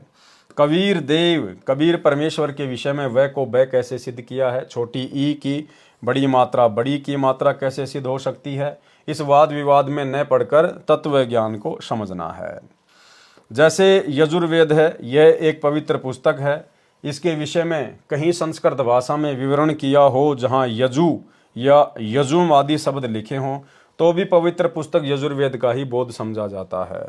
इसी प्रकार पूर्ण परमात्मा का वास्तविक नाम कबीर देव है। इसी को भिन्न भिन्न भाषा में कबीर साहेब, कबीर परमेश्वर कहने लगे। कई श्रद्धालु शंका व्यक्त करते हैं कि कबीर को कबीर कैसे सिद्ध कर दिया। व्याकरण दृष्टिकोण से कवि का अर्थ सर्वज्ञ होता है। दास की प्रार्थना है कि प्रत्येक शब्द का कोई न कोई अर्थ तो बनता ही है। रही बात व्याकरण की, भाषा प्रथम बनी क्योंकि वेद वाणी प्रभु द्वारा कही है तथा व्याकरण बाद में ऋषियों द्वारा बनाई गई है। यह त्रुटि युक्त हो सकती है। वेद के अनुवाद में व्याकरण व्यत्यय है, अर्थात असंगत तथा विरोध भाव है, क्योंकि वेदवाणी मंत्रों द्वारा पदों में है। जैसे पलवल शहर के आसपास के व्यक्ति पलवल को परवर बोलते हैं। यदि कोई कहे कि पलवल को कैसे परवर सिद्ध कर दिया, यही कबीर को कबीर कैसे सिद्ध कर दिया कहना मात्र है। जैसे क्षेत्रीय भाषा में पलवल शहर को परवर कहते हैं, इसी प्रकार कबीर को कबीर बोलते हैं। प्रभु वही है। महर्षि दयानंद जी ने सत्यार्थ प्रकाश समूलास 4 पृष्ठ 100 पर दयानंद मठ दीनानगर पंजाब से प्रकाशित पर देवर कामा का अर्थ देवर की कामना करने किया है। देव को पूरा रे लिखकर देवर किया है। कबीर को कबीर, फिर भाषा भिन्न। कबीर लिखने व बोलने में कोई आपत्ति या व्याकरण की त्रुटि नहीं है। पूर्ण परमात्मा कबीर देव है। यह प्रमाण यजुर्वेद अध्याय 29 मंत्र 25 तथा सामवेद संख्या 1400 में भी है, जो निम्न है। ये श्लोक है। आगे गुरुदेव ने इसका सरलार्थ किया है। भावार्थ, जिस समय पूर्ण परमात्मा प्रकट होता है उस समय सर्व ऋषि व संत जन शास्त्र विधि त्याग कर मनमान आचरण तथा पूजा द्वारा सर्व भगत समाज को मार्गदर्शन कर रहे होते हैं। तब अपने तत्व ज्ञान अर्थात समस्त ज्ञान का संदेश वाहक बनकर स्वयं ही कबीर देव अर्थात कबीर प्रभु ही आता है। संख्या नंबर 14 सामवेद, संत रामपाल दास द्वारा भाषा भाष्य। भावार्थ, जैसे यजुर्वेद अध्याय 5 मंत्र 1 में कहा है कि अग्ने तनु अशी, परमेश्वर सशरीर है, विष्णवे तवा सोमस्य तनुरसी। उस अमर प्रभु का पालन पोषण करने के लिए अन्य शरीर है जो अतिथि रूप में कुछ दिन संसार में आता है। तत्व ज्ञान से अज्ञान निंद्रा में सोए प्रभु प्रेमियों को जगाता है। वही प्रमाण इस मंत्र में है कि कुछ समय के लिए पूर्ण परमात्मा कबीर देव अर्थात कबीर प्रभु अपना रूप बदलकर सामान्य व्यक्ति जैसा रूप बनाकर पृथ्वी मंडल पर प्रकट होता है तथा कबीर वचनानी सनसन अर्थात कबीर वाणी बोलता है, जिसके माध्यम से तत्व ज्ञान को जगाता है। तथा उस समय महर्षि कहलाने वाले चतुर प्राणी मिथ्या ज्ञान के आधार पर शास्त्र विधि अनुसार सत्य साधना रूपी अमृत के स्थान पर शास्त्र विधि रहित पूजा रूपी मवाद को श्रद्धा के साथ आचमन तथा पूजा कर रहे होते हैं। उस समय पूर्ण परमात्मा स्वयं प्रकट होकर तत्व ज्ञान द्वारा शास्त्र विधि अनुसार साधना का ज्ञान प्रदान करता है। पवित्र ऋग्वेद के निम्न मंत्रों में भी पहचान बताई है कि जब वह पूर्ण परमात्मा कुछ समय संसार में लीला करने आता है तो शिशु रूप धारण करता है। उस पूर्ण परमात्मा की परवरिश कंवारी गाय द्वारा होती है। फिर लीलावत बड़ा होता है तो अपने पाने व सतलोक जानने अर्थात पूर्ण मोक्ष मार्ग का तत्व ज्ञान कबीर वाणी द्वारा कविताओं द्वारा बोलता है, जिस कारण से प्रसिद्ध कवि कहलाता है। परंतु वह स्वयं कबीर देव पूर्ण परमात्मा ही होता है जो तीसरे मुक्ति धाम सतलोक में रहता है। ऋग्वेद मंडल 9 सूक्त 1 मंत्र 9 तथा सूक्त 96 मंत्र 17 से 20। भावार्थ, पूर्ण परमात्मा अमर पुरुष जब लीला करता हुआ बालक रूप धारण करके स्वयं प्रकट होता है उस समय कंवारी गाय अपने आप दूध देती हैं, जिससे उस पूर्ण प्रभु की परवरिश होती है। ऋग्वेद मंडल 9 सूक्त 96 मंत्र 17। भावार्थ, वेद बोलने वाला ब्रह्म कह रहा है कि विलक्षण मनुष्य के बच्चे के रूप में प्रकट होकर पूर्ण परमात्मा कबीर देव अपने वास्तविक ज्ञान को अपनी कबीर गिरबी अर्थात कबीर वाणी द्वारा निर्मल ज्ञान अपने हंस आत्माओं अर्थात पुण्यात्मा अनुयायियों को कवि रूप में कविताओं लोकोक्तियों के द्वारा संबोधन करके अर्थात उच्चारण करके वर्णन करता है। वह स्वयं सत्य पुरुष कबीर ही होता है। ऋग्वेद मंडल 9 सूक्त 96 मंत्र 18। भावार्थ, मंत्र 17 में कहा है कि कबीर देव शिशु रूप धारण कर लेता है, लीला करता हुआ बड़ा होता है, कविताओं द्वारा तत्व ज्ञान वर्णन करने के कारण कवि की पदवी प्राप्त करता है। अर्थात उसे कवि कहने लग जाते हैं। वास्तव में वह पूर्ण परमात्मा कबीर प्रभु ही है। उसके द्वारा रची अमृतवाणी कबीर वाणी, कबीर गिरवी अर्थात कबीर वाणी कही जाती है, जो भक्तों के लिए स्वर्ग तुल्य सुखदायी होती है। वही परमात्मा तीसरे मुक्ति धाम अर्थात सतलोक की स्थापना करके एक गुम्मद अर्थात गुम्मज में सिंहासन पर तेजोमय मानव सदृश शरीर में आकार में विराजमान है। इस मंत्र में तीसरा धाम सतलोक को कहा है। जैसे एक ब्रह्म का लोक है जो 21 ब्रह्मांड का है, दूसरा परब्रह्म का लोक है जो 7 संग ब्रह्मांड का क्षेत्र है, तीसरा परम अक्षर ब्रह्म अर्थात पूर्ण ब्रह्म का रितधाम अर्थात सतलोक है। फोटोकॉपी ऋग्वेद मंडल नंबर 9 सूक्त 96 मंत्र 19 की। विवेचन ऋग्वेद मंडल 9 सूक्त 96 मंत्र 19 का भी आर्य समाज के विद्वानों ने अनुवाद किया है। इसमें भी बहुत भारी गलतियां हैं। पुस्तक विस्तार के कारण केवल अपने मतलब की जानकारी प्राप्त करते हैं। इस मंत्र में चौथे धाम का वर्णन है जो आप जी सृष्टि रचना में पढ़ेंगे, उससे पूर्ण जानकारी होगी। पढ़ें इसी पुस्तक के पृष्ठ 603 पर। परमात्मा ने ऊपर के 4 लोक अजर अमर रचे हैं। अनामी लोक जो सबसे ऊपर है, अगम लोक, अलख लोक, शतलोक। हम पृथ्वी लोक पर हैं। यहां से ऊपर के लोकों की गिनती करेंगे तो सत्यलोक, अलख लोक, अगम लोक तथा अनामी लोक गिना जाता है। उस चौथे धाम में बैठकर परमात्मा ने सर्व ब्रह्मांडों व लोकों की रचना की। शेष रचना शतलोक में बैठकर की थी। आर्य समाज के अनुवादकों ने तुरिया परमात्मा अर्थात चौथे परमात्मा का वर्णन किया है। यह चौथा धाम है। उसमें मूल पाठ मंत्र 19 का भावार्थ है कि तत्वदर्शी संत चौथे धाम तथा चौथे परमात्मा का भिन्न भिन्न वर्णन करता है। पाठक जन कृपया पढ़ें सृष्टि रचना इसी पुस्तक के पेज नंबर 603 पर, जिससे आप जी को ज्ञान होगा कि लेखक संत रामपाल दास ही वह तत्वदर्शी संत है जो तत्व ज्ञान से परिचित है। फोटोकॉपी ऋग्वेद मंडल 9 सूक्त 96 मंत्र 20। विवेचन ऋग्वेद मंडल 9 सूक्त 96 मंत्र 20 का यथार्थ ज्ञान जानते हैं। इस मंत्र का अनुवाद महर्षि दयानंद के चेलों द्वारा किया गया है। इनका दृष्टिकोण ये रहा है कि परमात्मा निराकार है, क्योंकि महर्षि दयानंद जी ने ये बात दृढ़ की है कि परमात्मा निराकार है। इसलिए अनुवादक ने सीधे मंत्र का अनुवाद घुमा फिरा कर किया है। जैसे मूल पाठ में लिखा है कि ये मंत्र है, जैसे पूर्व में वेद मंत्रों में कहा है कि परमात्मा ऊपर के लोक में रहता है, वहां से गति करके पृथ्वी पर आता है, अपने रूप को अर्थात शरीर के तेज को सरल करके आता है। इस ऋग्वेद मंडल 9 सूक्त 96 मंत्र 20 में उसी की पुष्टि की गई है। कहा है कि परमात्मा ऐसे अन्य शरीर धारण करके पृथ्वी पर आता है जैसे मनुष्य वस्त्र धारण करता है, और धनानाम दृढ़ भक्तों अच्छी आत्माओं को प्राप्त होता है, उनको वाणी उच्चारण करके तत्व ज्ञान सुनाता है। फोटोकॉपी ऋग्वेद मंडल नंबर 9 सूक्त 82 मंत्र 1-2। विवेचन ऊपर ऋग्वेद मंडल 9 सूक्त 82 मंत्र 1-2 की फोटोकॉपी है। यह अनुवाद महर्षि दयानंद जी के दिशा निर्देश से उन्हीं के चेलों ने किया है और सार्वदेशिक आर्य प्रतिनिधि सभा दिल्ली से प्रकाशित है।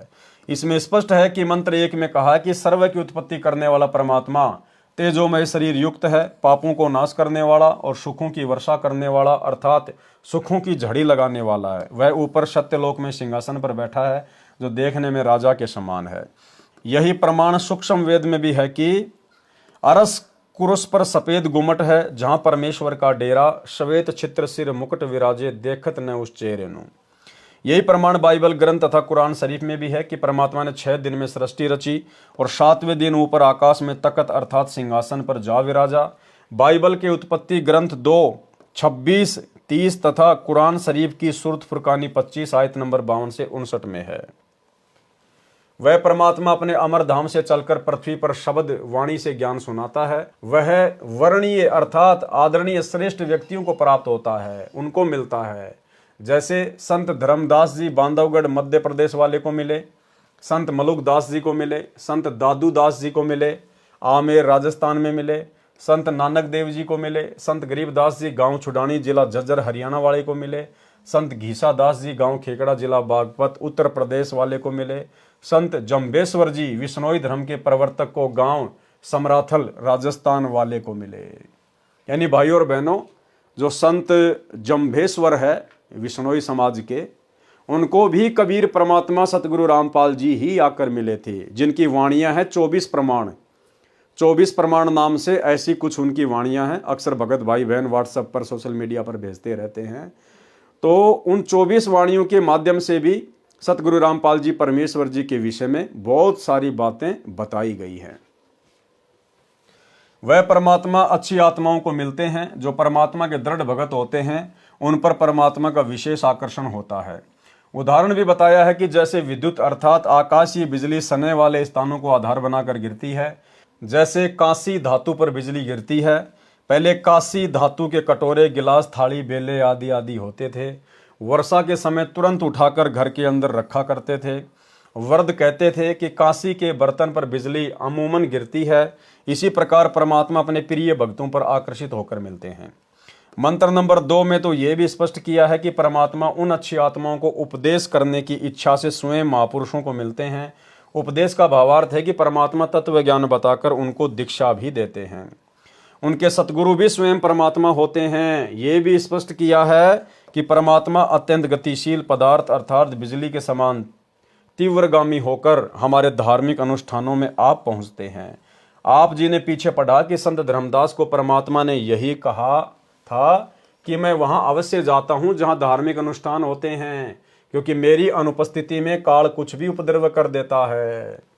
इसीलिए भाई और बहनों, जहां जहां भी साध संगतियां होती थी, जहां जहां भी संगत में सार्वजनिक तौर पर मैसेज डालकर साध संगतियां होती थी, वहां पर काल प्रेरणा से उपद्रव मचाने के लिए सतलोक आश्रम मैनेजमेंट हरियाणा वाले, इनके कोऑर्डिनेटर, बेचारी भ्रमित संगत विरोध करने के लिए अवश्य पहुंच जाती थी पुलिस प्रशासन को लेकर।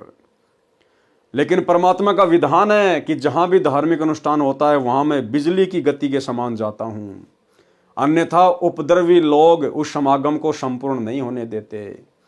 लेकिन भाई और बहनों, जहां जहां भी साध संगति हुई, जब जब साध संगति हुई, परमेश्वर ने हमेशा साध संगतियों को सफल करवाया।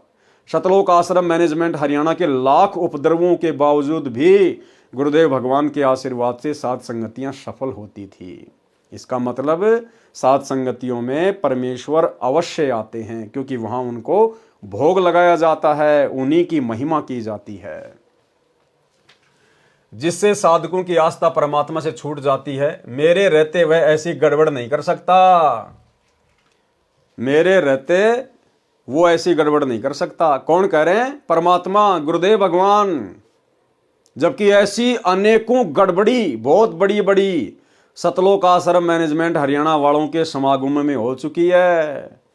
आप लोगों ने मध्य प्रदेश का एक समागम देखा होगा, जिस समागम के अंदर वहां का जो कोऑर्डिनेटर था गंगाराम मीणा, वहां पर हजारों की संख्या में संगत थी, सत्संग चल रहा था, रमेणी हो रही थी।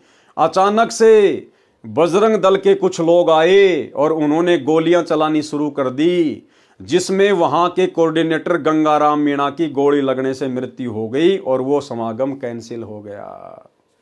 इसका मतलब वहां पर गुरुदेव भगवान विराजमान नहीं थे, वहां परमात्मा का कोई आशीर्वाद नहीं था। अन्यथा परमात्मा कहते कि अगर मैं ना रहूं तो काल उपद्रव मचा दे। इसका मतलब वहां पर उपद्रव मचा, अर्थात गुरुदेव भगवान की रजा इन लोगों पर नहीं है। 2018 में इन लोगों ने रोहतक के पशु मेला ग्राउंड में कबीर प्रकट दिवस का कार्यक्रम रखा, और भाई और बहनों, इतनी भयंकर मूसलाधार बारिश हुई जिसके ऊपर दास पहले वीडियो बना चुका है। इनका प्रोग्राम कैंसिल। इसका मतलब गुरुदेव भगवान की कोई रजा नहीं थी। तो भाई और बहनों, गुरुदेव की रजा है सत्सेवकों के ऊपर, साध संगतियों के ऊपर। इसलिए गीता अध्याय 3 श्लोक 15 में कहा है कि वह अविनाशी परमात्मा जिसने ब्रह्म को भी उत्पन्न किया सदा ही यज्ञों में प्रतिष्ठित है, अर्थात धार्मिक अनुष्ठानों में उसी को इष्ट रूप में मानकर आरती स्तुति करनी चाहिए। इस ऋग्वेद मंडल 9 सूक्त 82 मंत्र 2 में यह भी स्पष्ट किया है कि आप कबीर देव हैं जो सर्व को उपदेश देने की इच्छा से आते हो। आप पवित्र आत्मा है, हमारे पापों को छुड़वाकर अर्थात नाश करके हे अमर परमात्मा आप हमको सुख दें, और हम आपकी संतान है, हमारे प्रति वह वात्सल्य वाला प्रेम भाव उत्पन्न करते हुए उसी सुंदर रूप को उत्पन्न करें, अर्थात हमारे को अपने बच्चे जानकर जैसे पहले और जब चाहें तब आप अपनी प्यारी आत्माओं को प्रकट होकर मिलते हैं, उसी तरह से हमें भी दर्शन दें। फोटोकॉपी ऋग्वेद मंडल नंबर 9 सूक्त 86 मंत्र 26-27 विवेचन। ये फोटोकॉपी ऋग्वेद मंडल 9 सूक्त 86 मंत्र 26 की है, जो आर्य समाज के आचार्यों में महर्षि दयानंद के चेलों द्वारा अनुवादित है, जिसमें स्पष्ट है कि यज्ञ करने वाले अर्थात धार्मिक अनुष्ठान करने वाले यजमानों अर्थात भक्तों के लिए परमात्मा सब रास्तों को सुगम करता हुआ अर्थात जीवन रूपी सफर के मार्ग को दुखों रहित करके सुगम बनाता हुआ उनके विघ्नों अर्थात संकटों का मर्दन करता है अर्थात संकटों को समाप्त करता है, भक्तों को पवित्र अर्थात पाप रहित विकार रहित करता है। जैसा कि अगले मंत्र 27 में कहा है कि जो परमात्मा धूलोक अर्थात सत्यलोक के तीसरे पृष्ठ पर विराजमान है, वहां पर परमात्मा के शरीर का प्रकाश बहुत अधिक है। उदाहरण के लिए परमात्मा के एक रोम शरीर के बाल का प्रकाश करोड़ सूर्य तथा इतने ही चंद्रमाओं के मिले जुले प्रकाश से भी अधिक है। यदि वह परमात्मा उसी प्रकाश युक्त शरीर से पृथ्वी पर प्रकट हो जाए तो हमारी चरम दृष्टि उन्हें देख नहीं सकती। जैसे उल्लू पक्षी दिन में सूर्य के प्रकाश के कारण कुछ भी नहीं देख पाता है, यही दशा मनुष्यों की हो जाए। इसलिए वह परमात्मा अपने रूप अर्थात शरीर के प्रकाश को सरल करता हुआ उस स्थान से जहां परमात्मा ऊपर रहता है वहां से गति करके बिजली के समान क्रीड़ा अर्थात लीला करता हुआ चलकर आता है, श्रेष्ठ पुरुषों को मिलता है। यह भी स्पष्ट है कि आप कवि अर्थात कबीर देव हैं, हम उन्हें कबीर साहिब कहते हैं। विवेचन। ये फोटोकॉपी ऋग्वेद मंडल 9 सूक्त 86 के मंत्र 27 की है। इसमें स्पष्ट है कि परमात्मा धूलोक अर्थात अमरलोक के तीसरे पृष्ठ अर्थात भाग पर विराजमान है। सत्यलोक अर्थात शाश्वत स्थान गीता अध्याय 18 श्लोक 62 में 3 भाग हैं। एक भाग में वन पहाड़ झरने बाग बगीचे आदि हैं। यह बाह्य भाग है अर्थात बाहरी भाग है। जैसे भारत की राजधानी दिल्ली भी 3 भागों में बटी है। बाहरी दिल्ली जिसमें गांव खेत खलियान और नहरें हैं, दूसरा बाजार बना है, तीसरा संसद भवन तथा कार्यालय है। इसके पश्चात भूलोक में बस्तियां हैं, सहपरिवार मोक्ष प्राप्त हंसात्माएं रहती हैं। पृथ्वी पर जैसे भगत को भक्तात्मा कहते हैं, इसी प्रकार सत्यलोक में हंसात्मा कहते हैं। तीसरे भाग में सर्वोपरि परमात्मा का सिंहासन है, उसके आसपास केवल नर आत्माएं रहती हैं। वहाँ स्त्री पुरुष का जोड़ा नहीं है। वे यदि अपना परिवार चाहते हैं तो शब्द वचन से केवल पुत्र उत्पन्न कर लेते हैं। इस प्रकार शाश्वत स्थान अर्थात सत्यलोक 3 भागों में परमात्मा ने बांट रखा है। वहाँ यानी सतलोक में प्रत्येक स्थान पर रहने वालों में वृद्धावस्था नहीं है, वहाँ मृत्यु नहीं है। इसलिए गीता अध्याय 7 श्लोक 29 में कहा है कि जो जरा अर्थात वृद्ध अवस्था तथा मरण अवस्था अर्थात मृत्यु से छूटने का प्रयत्न करते हैं, वे तत्ब्रह्म अर्थात परम अक्षर ब्रह्म को जानते हैं। सतलोक में सत्य पुरुष रहता है, वहाँ पर जरा मरण नहीं है, बच्चे युवा होकर सदा युवा रहते हैं। फोटोकॉपी ऋग्वेद मंडल नंबर 9 सूक्त 54 मंत्र 3। विवेचन। ऋग्वेद मंडल 9 सूक्त 54 मंत्र 3 की फोटोकॉपी में आप देखें, इसका अनुवाद आर्य समाज के विद्वानों ने किया है। उनके अनुवाद में भी स्पष्ट है कि वह परमात्मा भुवनोपरि संपूर्ण ब्रह्मांडों के ऊर्ध्व अर्थात ऊपर तिष्ठति विराजमान है, ऊपर बैठा है। इसका यथार्थ अनुवाद इस प्रकार है, जैसे सूर्य ऊपर है और अपना प्रकाश तथा उष्णता से सर्व को लाभ दे रहा है, इसी प्रकार ये अमर परमेश्वर जिसका ऊपर के मंत्रों में वर्णन किया है, सर्व ब्रह्मांडों के ऊपर बैठकर अपनी निराकार शक्ति से सर्व प्राणियों को लाभ दे रहा है तथा सर्व ब्रह्मांडों का संचालन कर रहा है। फोटोकॉपी ऋग्वेद मंडल नंबर 9 सूक्त 20 मंत्र 1। विवेचन। ऋग्वेद मंडल 9 सूक्त 20 मंत्र 1 का अनुवाद भी आर्य समाज के विद्वानों ने किया है। इसका अनुवाद ठीक कम गलत अधिक है। इसमें मूल पाठ में लिखा है विशेष। इस मंत्र के अनुवाद में आप फोटोकॉपी में देखेंगे तो पता चलेगा कि कई शब्दों के अर्थ आर्य विद्वानों ने छोड़ रखे हैं, जैसे प्रय वारे भी, जिस कारण से वेदों का यथार्थ भाव सामने नहीं आ सका। मेरे अनुवाद से स्पष्ट है कि वह परमात्मा अच्छी आत्माओं दृढ़ भक्तों को ज्ञान देता है। उसका नाम भी लिखा है कबीर देव, हम कबीर परमेश्वर कहते हैं। प्रमाण ऋग्वेद मंडल 9 सूक्त 95 मंत्र 2। ऋग्वेद मंडल 9 सूक्त 95 मंत्र 2 का अनुवाद महर्षि दयानंद के चेलों ने किया है, जो बहुत ठीक किया है।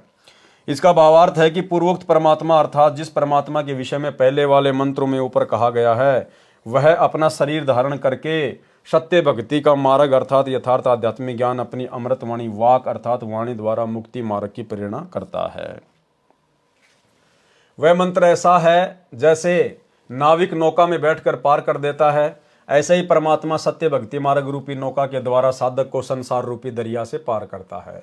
वह देवानाम देव, सब देवों का देव अर्थात सब प्रभुओं का प्रभु परमेश्वर वाणी रूपी ज्ञान यज्ञ के लिए नामों का आविष्कार करता है। अर्थात जैसे गीता अध्याय 17 श्लोक 23 में ओम तत्सत में तत् तथा सत ये गुप्त मंत्र हैं जो उसी परमेश्वर ने मुझे रामपाल दास को बताए हैं, उनसे ही पूर्ण मोक्ष संभव है।